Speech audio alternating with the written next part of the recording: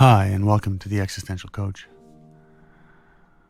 This episode's titled Emotions When to Hold. And it comes from the lyric of a song called The Gambler by Kenny Rogers. And I will sometimes say to people that there's a great deal of wisdom in the song title or the song lyrics. Lyrics are, you have to know when to hold them, know when to fold them, know when to walk away, know when to run. And you got to count your money when you're sitting at the table. But what does this have to do with emotions? Well, one of the things that comes up in talking with different people about their experiences, sharing their emotions, are the vulnerability of sharing and then the betrayal of having shared these emotions, yet having them thrown back at the person at a later date. So a kind of typical example is, a couple is together, they're sharing intimately, vulnerably with one another, and then tension arises, conflict arises, confusion and complexity arise. And the things that had been shared, the vulnerable things that had been shared, in confidence, in a kind of, with an understanding of it being in a sacred space, if you will, all of a sudden that is thrown out the window, and whatever the vulnerability, the emotional vulnerability was, it is now being weaponized, used as something to shame and humiliate. This, of course, leads to a person saying, well, I can't actually share what I'm emotionally feeling. I can't actually trust anyone enough because I can only accept how in the moment when everything's okay, it's safe. But later on down the line, as the inevitable ups and downs of a relationship arise, the goalpost will get moved. And what is now this experience of safety and certainty turns into this experience of vulnerability. And in that experience of being vulnerable, the lesson is, do not show emotion. Now, another dimension of this is it's not that you may or someone may not show emotion, is what they then do is channel that need into emotions that are accepted. And this gets into a kind of inauthenticity where we make a deal with ourselves that will show emotions that we can either make excuses for, or we can justify, or we can handle the backdraft, if you will. So we'll convey those emotions and those emotions alone. However, we won't necessarily convey, we won't convey the emotions beneath that.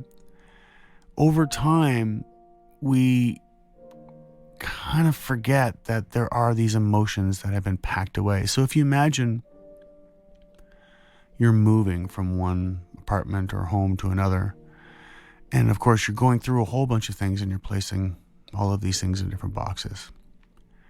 And then you get to the new place and you unpack a lot of stuff, but maybe you don't unpack everything. Maybe whatever the number of boxes is, you put them away. You put them in the basement, you put them in a storage room, you put them in the top of a closet. You do whatever you do to kind of tuck them away. And you forget that they're there.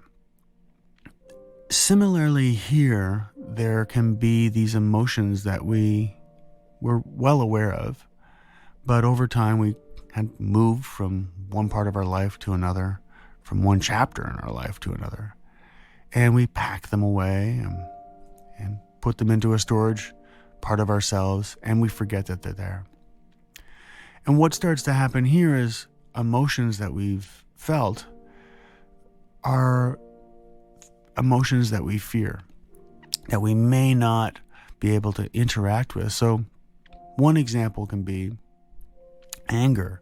Now you might be surprised. You look around at the world, it seems like a lot of people are really angry a lot of the time. Well, is that authentic anger?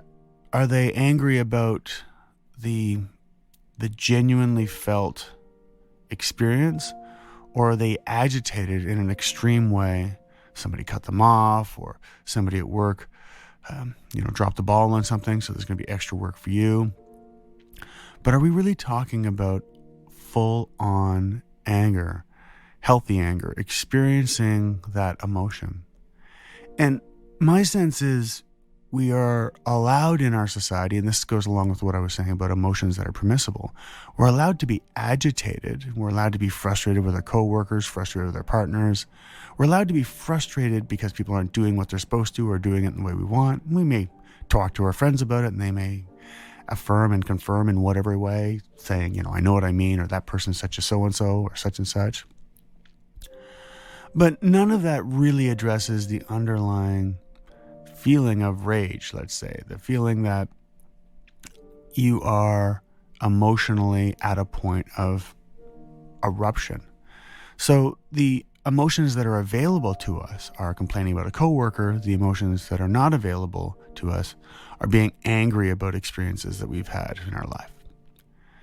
So now we've got the situation where the authentic experiences or the authentic experience of emotion is not available to us. Then we have the socially acceptable inauthentic experience because it's constructed within the boundaries, you could say, of society. So where does that leave us? Well, that's where we get to emotions and knowing when to hold, knowing when to fold, knowing when to walk away, knowing when to run. And by this, I mean, do we have or can we find a space to experience authentic emotion? Well, going back to how I started this podcast and the scenario where somebody shares their emotions with somebody else and that's used against them, what is actually being brushed up upon in that experience is a move towards that genuine feeling of anger, that genuine feeling of betrayal. Yet, often I'll notice people will skirt away from that by protecting themselves, defending themselves against feeling and being overwhelmed.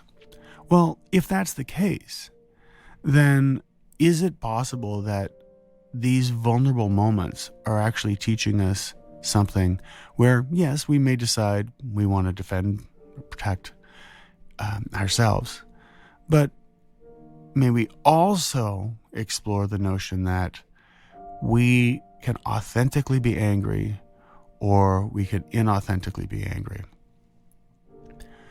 Now, this does not absolve or negate whatever the relational dynamic is that facilitated or created this way of dealing with one another that was really about breaking trust.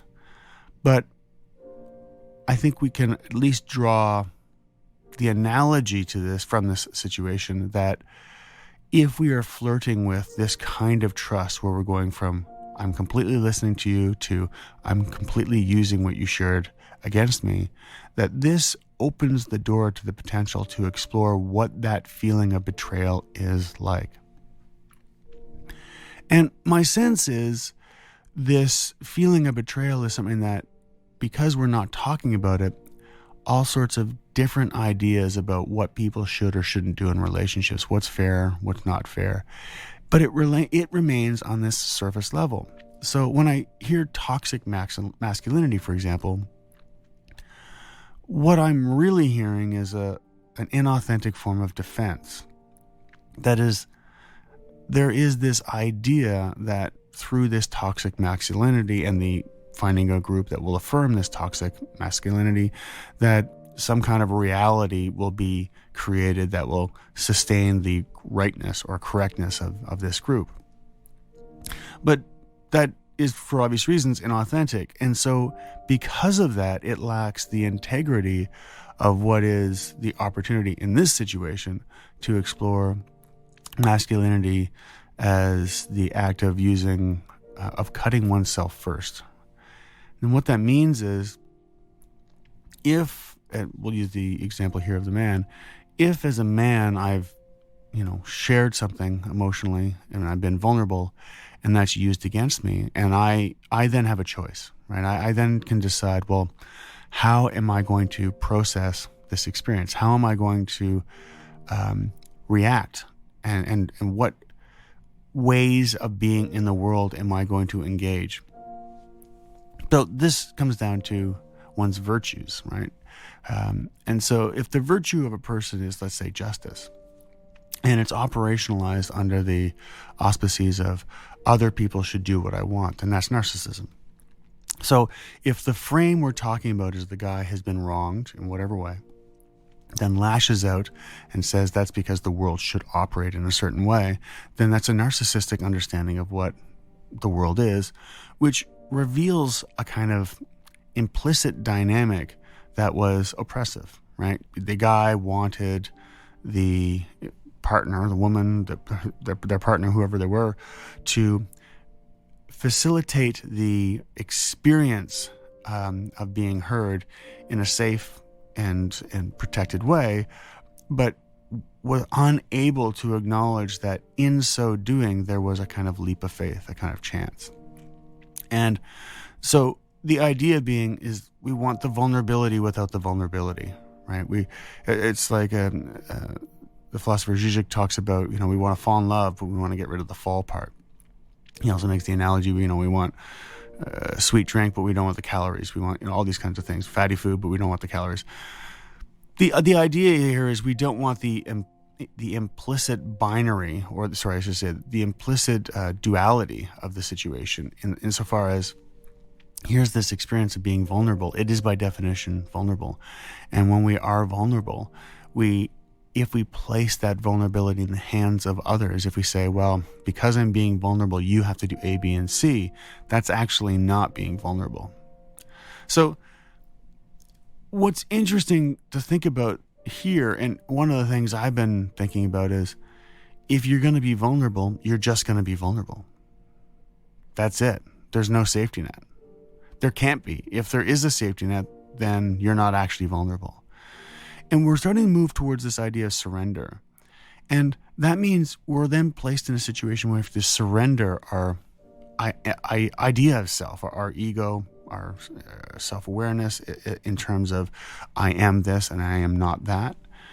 And if we do start to, at least in some way, open up ourselves to the notion that the way we act is not who we are, right? It's how we are kind of instrumentalized within a broader context, then we become we may become a little bit more open to the notion that in being vulnerable, we are accepting and embracing an aspect of our own experience moving towards death. And in so doing, acknowledging a reality that is existential by nature and can lead to existential angst. I make this point because for the person who then, let's say, panics later and uses what has been shared against us, are they not in some way operating against their own existential crisis, right? Their own existential paradox that they can want vulnerability, yet it comes with danger. But really what we're trying to do is create vulnerability without danger. We're trying to create sensitivity and openness and awareness, but without the necessary insecurity that can all be washed away. In other words, it's only fundamentally meaningful to us because there is this dialectical experience of this other kind of situation that could arise, which is our vulnerability can be met with destruction. Our deep feeling of sadness can be met with complete disdain. Our aspirations and hopes can be met with complete and total negation. And the question we face then is, how do we find a relationship moving through these emotions and allowing ourselves to experience these emotions towards this acceptance of self as a being within this duality, this dialectical dance. And from that, we find something or aspire to something that is authentic to our experience. So, put another way, how can we be authentic and include our vulnerability and our strength? And this is where the idea I've heard said in different ways comes up from different people, that they've gone through a whole bunch of things in their life and they look back at all of the things they thought, and I've had this similar experience, look back at all the things that they thought and how all of those things were right, and found that they all eroded in whatever way. Some tragically, some inevitably, some tragically and inevitably, but they all eroded. And what the lesson from that was for the people who were not overwhelmed by cynicism, the lesson was there is a strength in being vulnerable. There is a strength in being open to the moment. There is a strength to experiencing the uncertainty and the smallness and the simpleness and the immediateness and the whatever it is in a way that steps away from these grand narratives that start to construct what our emotional reality is or is not allowed to be. And within that gesture comes this strength in vulnerability where our emotions can unfold. But they're unfolding in a way that is not restricted to the, like I was saying earlier, the kind of, let's say, gossiping, or the social media is a good example of this, where we're staying in these agitated states, but we're not actually getting angry. And again, I think people might see that as a maybe not a great analogy, but what I'm trying to illustrate here is that authentic anger leads to something, right? So if I'm angry over a situation that's happened to me in the past, then and I start to engage and express that anger, I'm expressing my story, my voice. I'm owning my experience. I am authenticating my experience, right? I am kind of stamping my experience with a wall of validity, you could say. I experienced this. I experienced this. I am. Now, within that, what happens is the emotions that are associated with that experience are authentically validated. But what that does is it creates a grounded sense of I am experiencing this and I am now choosing to do that. And the pivot here is taking the anxiety or the angst and translating it in through the canals of choice, you could say. And what that's doing is saying, well, now I'm going to transform that into this meaning or that meaning. So I'm going to write a book, or I'm going to volunteer at this organization, or I'm going to get a certain kind of career and do this, that, and the other, whatever it is. But there becomes a focus. Now, as an aside, what's interesting here is the focus is then on process and not reward, right? That shifts our thinking from, okay, now I'm engaged in something that has meaning to me because this is coming from my authenticated emotions. And I am doing the work of these authenticated emotions in a very direct way. And so the person becomes essentially unstoppable, right? Because once a person knows what their emotions are, once they are authentically in touch with their emotions, there's really no way to tip them off that.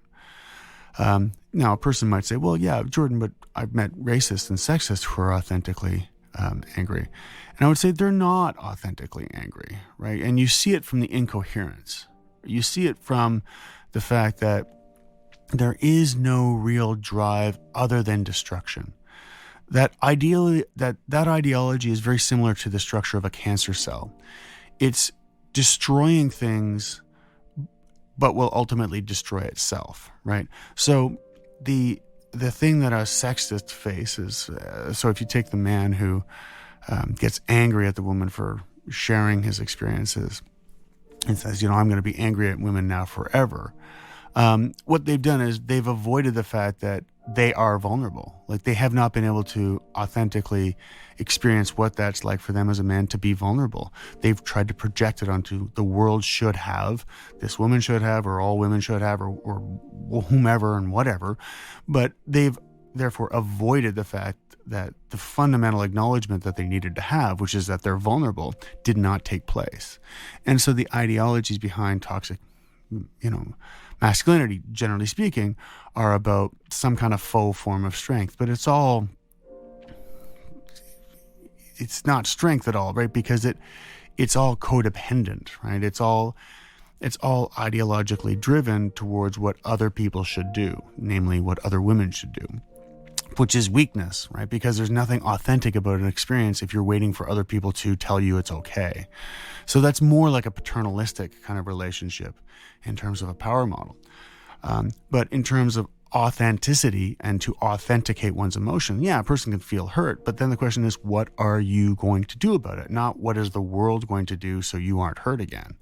And again, that moves into this idea that I shouldn't have to feel the fall in love. I shouldn't have to feel the vulnerability in opening myself up. But the only way to be vulnerable is to be vulnerable, as simple as that sounds. And so saying I was vulnerable and then I was hurt, therefore I'll never be vulnerable again. It's like, well, the part of vulnerability that might not be talked about is what happens when we expose ourselves and we are vulnerable and we are hurt. What are we going to do with that? If we're only going to be vulnerable in situations, if we're only going to show our emotions in situations where we know the outcome is going to be exactly what we want, then we haven't actually acknowledged the flip side of the coin, which is, and we can look around the world to see the truth of this, a great many people who are vulnerable are destroyed or killed. So we know that vulnerability, and with vulnerability comes danger. So how are we going to acknowledge, how are we going to connect with this idea within ourselves that vulnerability is something that comes with a kind of call to strength? So for myself, it's shifting the way I think about what people should see, or what people, what I want people to see, or what people I wish would see about me, which gives me a sense that, okay, then if they saw me in that way, then they would see my vulnerability, or they would see my abilities, my this, that, and the other thing. But notice how I'm thinking about what other people can see, other people can do. But I'm not thinking, well, what are my vulnerabilities and how am I going to engage that? So, for example, with this podcast, I've just taken to this pattern, really this ritual of every 2 weeks I do a podcast. And I talk about something that's on my mind. And I don't know where it's going to go. And in this process of doing this, I've started to develop a greater confidence in my vulnerability, that I can sit down, talk about something that's on my mind for about 30 minutes and see where it goes, and everything is fine at the end. The world doesn't come to an end. There isn't really anything negative. So that's given me a confidence in my vulnerability that I don't need to know. I can just read things and think about things and watch YouTube videos and talk to people and have experiences, and then come up with a theme like the lyrics from The Gambler and just see where it takes me. And so that's where I'll come back to this kind of sentiment of The Gambler, is that we are taking a chance when we're vulnerable. We are gambling, if you will. Yet we're not gambling in a compulsive sense. We are gambling in an authentic sense, which is to say we're acknowledging that each time we sit at the table, we're taking a chance. Each time we are dealt a hand, we're taking a chance. Each time we get out of bed, we're taking a chance. And so what are we going to do? When are we going to hold? When are we going to fold? When are we going to walk away? When are we going to run? And the line I think really resonates for me is counting our money at the table. It's not about the money, but are we going to sit and really be clear on where we are in the moment? That,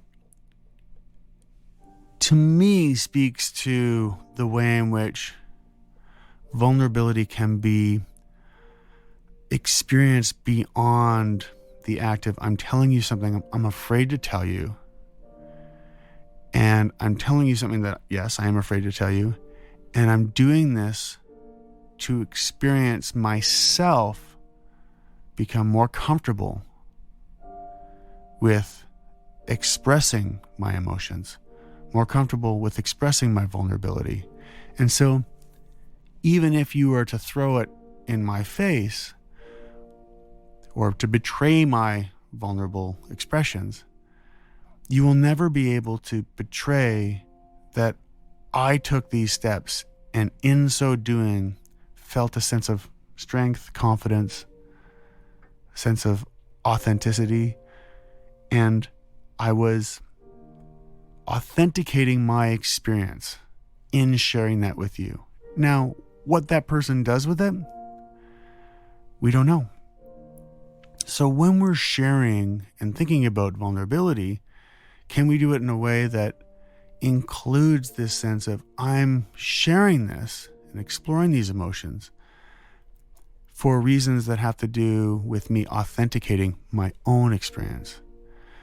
And that in my mind starts to shift away from this idea of vulnerability, almost like a business vulnerability or something like that. Like, oh, my stocks are low or high. I don't know anything about business, but it shifts it away from this about my own experience of opening up and learning about that, which creates a sense of awareness, which as a result is a sense of strength. And in so doing, I find a way to be more vulnerable, to go even further into the unknown, and to do it in a way that creates a sense of trust within myself. So if somebody is going to be mean or cruel, it becomes more obvious that there is a dissonance going on within them that doesn't allow their vulnerability and their strength to intersect. They have been taught that vulnerability is this thing that's bad, and so you can show it here and there piecemeal. You can get drunk and be vulnerable, you can, these kinds of things, but you can't actually allow vulnerability to be woven into your life. So it's this final point that I'll end this podcast of weaving vulnerability into our lives and the way in which that can open up our experience by moving away from the habitual ways of thinking about things into a more authentic way, if you will, that creates the space for us to not know and to be okay in not knowing, to be okay in being vulnerable. So as always, you can find me at JordanO'Connor.com. Until next time, bye for now.